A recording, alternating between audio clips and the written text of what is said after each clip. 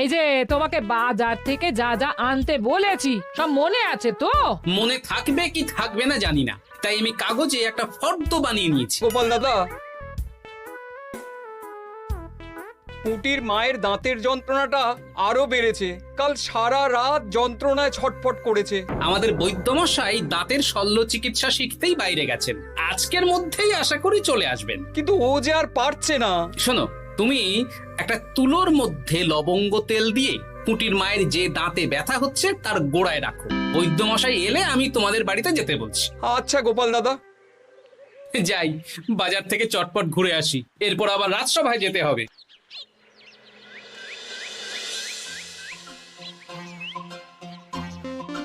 উফ, কি গরম রে বাবা, ছাতা নিয়ে বেরোলে ভালো হতো।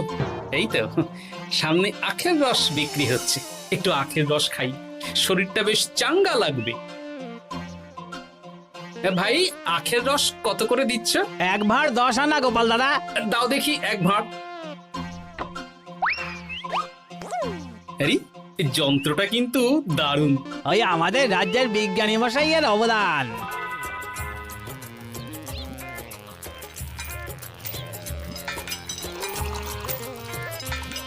এই নাও গোপাল দাদা।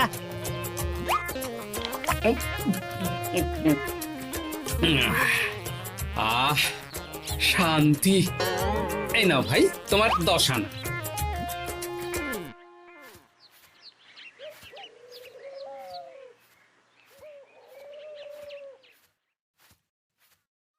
কি রাজবৈদ্য, এই ফিরছো নাকি? হ্যাঁ, এতদিন আমি দাঁতের চিকিৎসার ব্যাপারে তেমন কিছুই জানতাম না, এবার সব শিখে এসেছি। ভালোই করেছো, তুমি একেবারে প্রথম রোগীকে দেখে তারপর রাজসভায় এসো। প্রথম রোগী? পুটির মা গো, কালকে সারা রাত যন্ত্রণায় ঘুমোতে পারেনি। আরে আর বলো না, কদিন আগেই পুঁটির মাকে নিয়ে পুঁটির বাবা আমাদের বাড়িতে এসেছিল। দেখলাম ওই বাড়ির দাঁতে বিস্তর সমস্যা।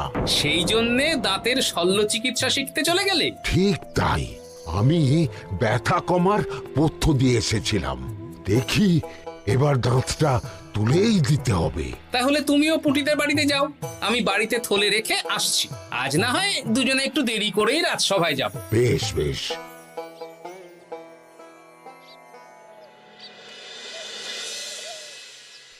দেখুন মহারাজ, দেখুন আজকে রাজবৈদ্য আসেনি, আর ওদিকে গোপালও ডুব দিয়েছে।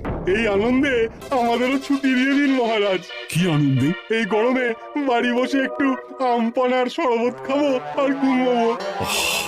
রাজ্যের সেনাপতি যদি বিশ্রামের কথা বলি, তাহলে আমার আর কিছুই বলার নেই।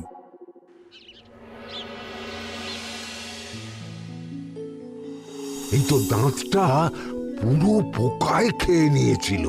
এখন দুদিন কোনো কথা বলা যাবে না, শুধু জল বা তরল জাতীয় খাবার খাবে।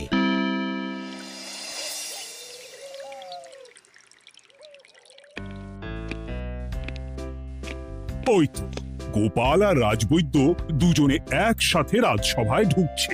রাজবৈদ্য মশাই ওনার জীবনের প্রথম শল্য চিকিৎসা করছিলেন, তাই আমিও দেখছিলাম। তা কি রাজবৈদ্য, সফল হয়েছ? হ্যাঁ মহারাজ, পুঁটির মায়ের একটা মাড়ির দাঁত পোকায় খেয়ে নিয়েছিল, সেটাই তুলে দিলাম। ভালোই হলো, আমাদের রাজ্যে কোনো দাঁত তোলার বৈদ্য বা চিকিৎসক ছিল না। এখন তুমি সাধারণ রোগ ব্যাধি নিরাময়ের সাথে সাথে দাঁতের চিকিৎসাও করবে। কিন্তু মহারাজ, একটা যে সমস্যা আছে। আবার কি সমস্যা? আমি যে দাঁতের শল্য চিকিৎসা করি, এটা তো আর রাজ্যবাসী জানে না, তাই কতজন আর আমার কাছে আসবে সে নিয়ে আমার সন্দেহ আছে। মানে তুমি চাইছো যাতে তোমার কাছে বেশ কিছু রোগী তাড়াতাড়ি আসুক, যাতে তুমি অনুশীলনও করতে পারো, তাই তো? একদম ঠিক ধরেছেন মহারাজ, কাজ না করলে হাত পাকাবো কি করে? তাহলে ঢেড়া পিটিয়ে বলে দিলেই তো হয়। এতে তেমন ভালো কাজ হবে বলে মনে হয় না। তা তুমি কি বলতে চাইছো গোপাল? প্রচার হবে, কিন্তু একটু অন্যভাবে। কিভাবে? আজ বিকেলে আমি রাজবৈদ্যর হয়ে প্রচার করব, শুনে নেবেন। বেশ। শুনুন শুনুন শুনুন, আমাদের আমাদের কৃষ্ণনগরের রাজবৈদ্য এখন দাঁতের শল্য চিকিৎসাও করছেন। যারা যারা আমাদের রাজবৈদ্যের কাছে দাঁত তোলাবেন তাদের দাঁত তোলার পরে দুদিন কোনো শত্রু থাকবে না। চিকিৎসার সময় সকাল 7টা থেকে সকাল 10টা পর্যন্ত।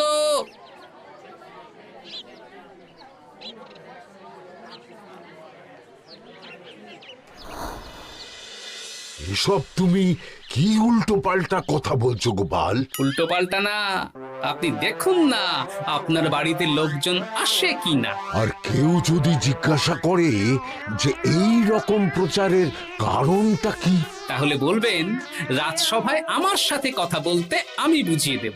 বেশ।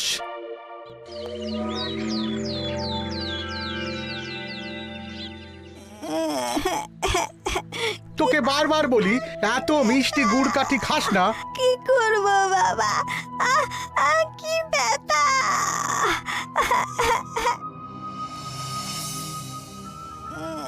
বাড়ি আছেন নাকি বৈদ্য মশাই? হ্যাঁ, আছি আছি। এই আমার ছেলেটার না দাঁতে খুব ব্যথা দুদিন ধরে। দেখছি। তা আপনাকে তো এই রাজ্যে আগে দেখিনি। আমি পাশের রাজ্য থেকে আসছি। শুনলাম আপনার কাছে দাঁতের শল্য চিকিৎসা করালে আগামী দুদিন কোনো শত্রু থাকবে না। ঠিকই শুনেছেন। বেশ, তাহলে বলুন কেন থাকবে না? আগে চিকিৎসাটা করি, তারপর বলছি।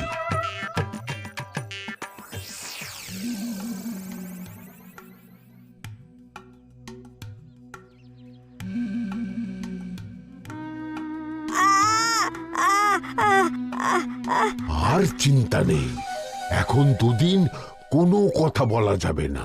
এবার তো বলুন আমার ছেলের আগামী দুদিন কোনো শত্রু থাকবে না কেন? আজকে রাজসভায় চলে আসুন, ওখানে গোপাল এই প্রশ্নের উত্তরটা দিয়ে দেবেন।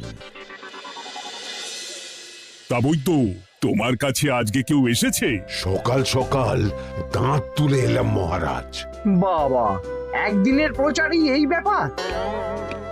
মহারাজ, মহারাজ, বাইরে কয়েকজন অপেক্ষা করছে, তারা গোপাল দাদার থেকে কিছু জানতে চায়। তাদের ভিতরে আসতে বলো।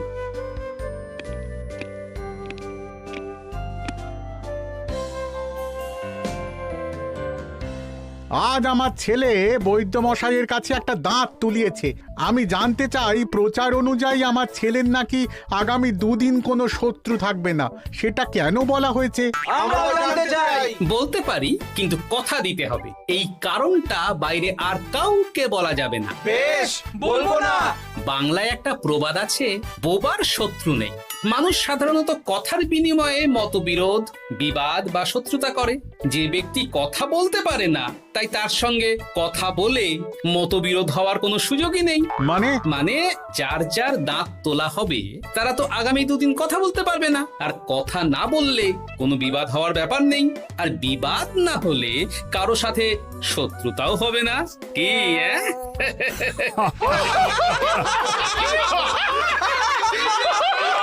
এই জন্যই তুমি হাসির রাজা গোপাল ভাঁড়। কে তোমার কথা শুনতে যাবে? একদিন না হয় প্রচারের চমকে এলো, এরপর কিভাবে আসবে শুনি? এরপর রাজবৈদ্যের সুনামেই লোকজন ছুটে ছুটে আসবে।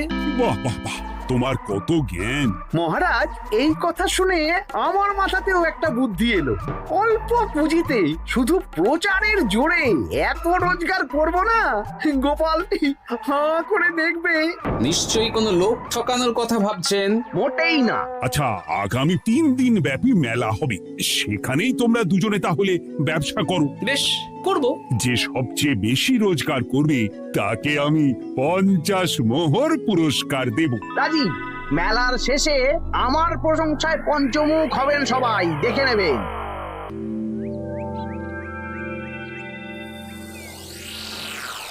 খুব তো বড় মুখ করে বলে এলেন যে ব্যবসা করবেন মেলার মাঠে। তা আপনি কি ব্যবসা করবেন শুনি? ভাগ্য পরীক্ষার দোকান দেব। মানে আমি বিভিন্ন মেলায় দেখেছি যে একটা দোকানে নিচের দিকে হেলানো অবস্থায় একটা পাতলা কাঠের পাটাতন থাকে। সেই পাটাতনের উপরে 1 থেকে 6 অবধি সংখ্যা লেখা থাকে, তাই তো? হ্যাঁ, যারা মেলায় ভাগ্য পরীক্ষা করতে আসবে তাদের ফাঁপা লোহার 6টা বল দেয়া হবে। যদি ওই 6টা বলই 6 নম্বর লেখা খোপের মধ্যে ঢোকাতে পারে তাহলে প্রথম পুরস্কার পাবে। আমিও ওটারই দোকান দেব, কিন্তু শুধুমাত্র একটাই পুরস্কার থাকবে। 6টা বল 6 নম্বর খোপের মধ্যে ফেলে কেউ যদি 36 করতে পারে তাহলে সে পাবে 100 মোহর উপহার। আরে খেলার জন্য কত মোহর লাগবে? 1 মোহর। আপনি কিন্তু জেনে বুঝে বিপদ ডেকে আনছেন। একজন কেউ ফেলে দিলেই আপনার হাত থেকে 100 মোহর ফসকে যাবে। আরে মেলার ভিড়ে যদি আপনি পুরস্কার না দেন তাহলে জনতার একটা মারও ফসকাবে না। আরে সেই জন্যই তো তোদের পোষা। তোদের মধ্যে যে কোনো একজন ওই কাঠের পাটাতনের নিচে লুকিয়ে থাকবি। যখনই দেখবো কেউ 36 করে ফেলছে আমি গলা ঠাকরাবো আর তোরা কাঠের পাটাতনটা হালকা করে নিচ থেকে নাড়িয়ে দিবি। এটা তো দারুণ বুদ্ধি। কি বলছো গোপাল, তুমি আখের রসের দোকান দেবে? হ্যাঁ, এই গরমে আখের রসের বেশ চাহিদা। তোমার বানানো ওই যন্ত্রের চাকা ঘোরাবো আর আমার ভাগ্যের চাকা ঘুরবে। সে ঠিক আছে, আমার কয়েকটা যন্ত্র বানানোই আছে। তুমি না হয় মেলায় ব্যবহার করো 3 দিন। ব্যাস, আর চিন্তা নেই। এবার শুধু জমিয়ে আখের রস বিক্রি করব, সাথে বিভিন্ন মশলা, বরফ আর পাতিলেবুর রস দেব।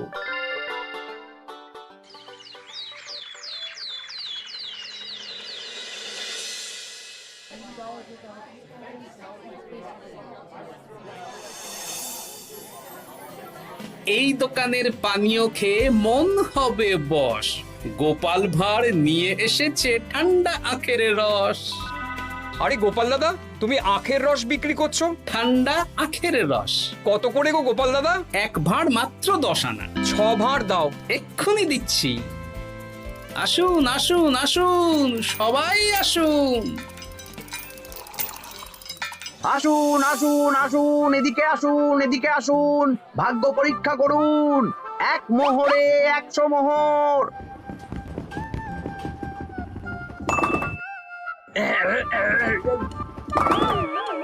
ভাগ্য পরীক্ষা করুন। মন্ত্রী মশাই বলেন কি 1 মোহরে 100? তুমিও ভাগ্য পরীক্ষা করাবে নাকি? একবার বাজিয়ে দেখতে দোষ কি? দাও, আখের রস খেয়ে বরং চলে যাই। এই তো হয়ে এসেছে। এই নাও, ধরো।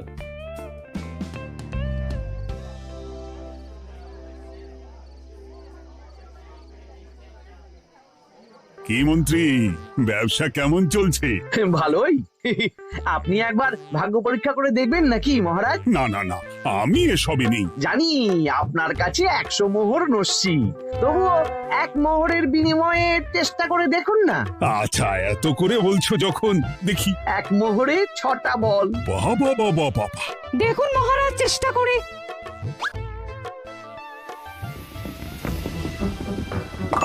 এই তো একটা 6 পড়েছে, আবার চেষ্টা করুন। জয় মা জয় মা। আবার 6। সাবাস। দেখুন হয়ে যেতে পারে, আর তো মাত্র 4টে বাকি। দেখি তৃতীয়টা। আরে পাস, আবার 6। নিন খেলুন। এই যা, হলো না। আরেকবার প্রথম থেকে চেষ্টা করবেন নাকি মহারাজ?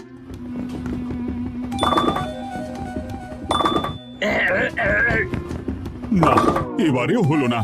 2 মোহর জলে। অন্য সব জায়গায় বাকি সংখ্যাতেও পুরস্কার থাকে, আপনার এখানে নেই কেন? আমার এখানে ধামাকা পুরস্কার, তাই বাকি আর কিছু রাখিনি। 36 করতে পারলেই 100 মোহর। এই নাও মন্ত্রী, 2 মোহর।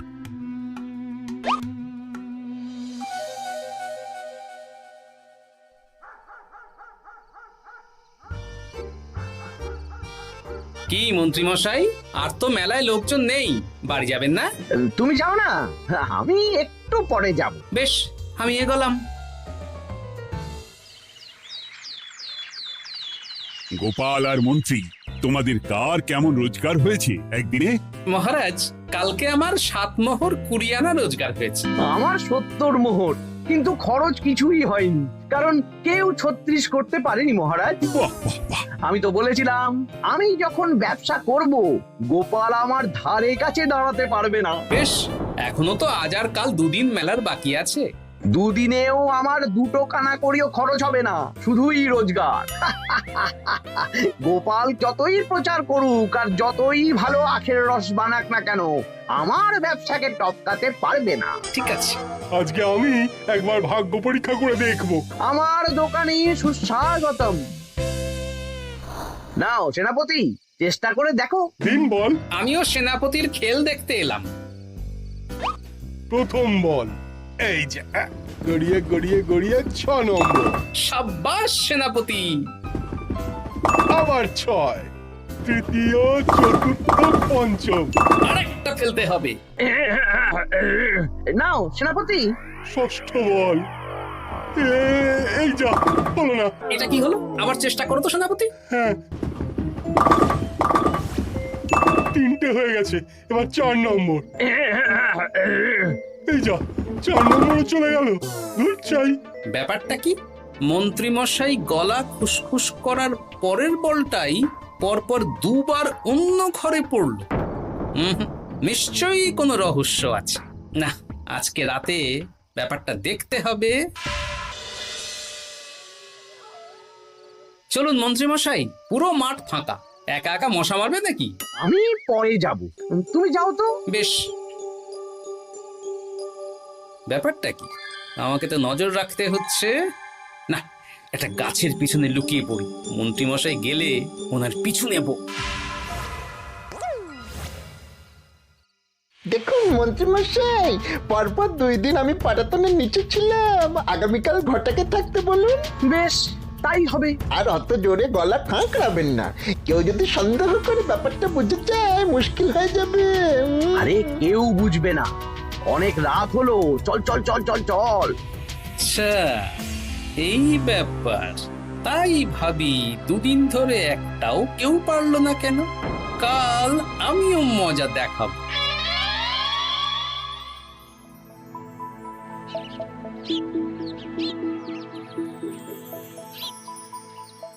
বাবা চলে এসেছেন দেখছি। এত চাহিদা না আমার এই ভাগ্য পরীক্ষার, তাই আগে আগে চলে এসেছি। মন্ত্রীমশাই, আপনাকে মহারাজ এক্ষুনি ডাকছেন। এখন কেন? সে তো জানি না, চলুন।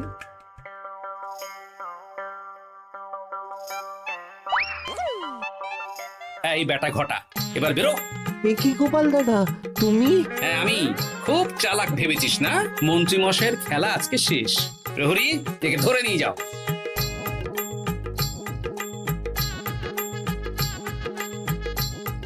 বিজ্ঞানী, তুমি তোমার চুম্বক নিয়ে এসেছো তো? হ্যাঁ। এবার 6 নম্বরের নিচে একটা টান টান করে সমান রেখা টানতে হবে, আগা থেকে গোড়া অবধি। তুমি তো সব সকালে বুঝিয়েই দিয়েছো, দাঁড়াও দাগটা টেনে নি। একদম 6 নম্বর খোপ অবধি যাচ্ছে, সেই অনুযায়ী টান টান করে দাগ টানো। টানছি, তুমি বাইরে নজর রাখো। নজর রাখছি। কাজ হয়ে গেছে, তুমি একবার অনুশীলন করে দেখে নাও। হ্যাঁ দেখছি। শুরু করো। শুরু করছি। একদম পাক্কা আছে। দূর, কেউ ডাকেনি, অকারণে সময় নষ্ট করলো। কতগুলো খদ্দের ফিরে গেছে কে জানে। কি হলো মন্ত্রী মশাই, এত রাগ কিসের? রাগ হবে না, ওরই বেটা আমার সাথে মজা করছিল। বেশ অনেকজন খদ্দের ফিরে গেল, আমার কত ক্ষতি হয়ে গেল। আমি খেলে আপনার ক্ষতিপূরণ দিতে পারি। তুমি খেলবে? হ্যাঁ, ভাগ্য পরীক্ষা করতে দোষ কোথায়? ওই তো বেশ কয়েকজন সভাসদেরা আসছেন, সবার সামনেই খেলবো। তাহলে শুরু করি। হ্যাঁ শুরু করো। এই বল যা, 6 নম্বরে যা। আরে বাস, গোপালের ফেলাপল তো গড়ালো না, সোজা 6 নম্বরে চলে গেল। এই দেখুন, আবার যাবে। বলকে আমি বলবো, বল কথা শুনবে। এই বল যা তো, 6 নম্বরে যা। আবার 6, আবার 6, আবার 6। কি এটা কি হচ্ছে? যা বল, এটাও 6 নম্বরে যা। আবার 6, 100 মোহর। হ্যাঁ এটা কি করে হলো? দিন মন্ত্রী মশাই, 100 মোহর দিন। ইয়ে না মানে মন্ত্রী দাও বলছি। আমি আবার খেলবো। 6 আবার 6। আবার 100 মোহর। আর নেই। এই ঘটা আর কি করছিসটা কি? ঘটা নেই মন্ত্রীমশাই, আমি আছি। আর আছে আমার চুম্বক। মানে মানে তোমার কারসাজি ধরা পড়ে গেছে মন্ত্রী। গোপাল আমাদের সব বলেছে। আপনি যেমন ছলনা করে ভাগ্য পরীক্ষার ব্যবসা করছিলেন, তেমনি গোপালও ছলনা করে আপনার ব্যবসা উল্টে দিল। তাহলে শেষমেশ কে জিতলো? হাসির রাজা, জ্ঞানীর রাজা, রসিক রাজা গোপাল ভাঁড়। লোকের ভাগ্য পরীক্ষা করছিলাম আর আমারই দুর্ভাগ্য নেমে এলো।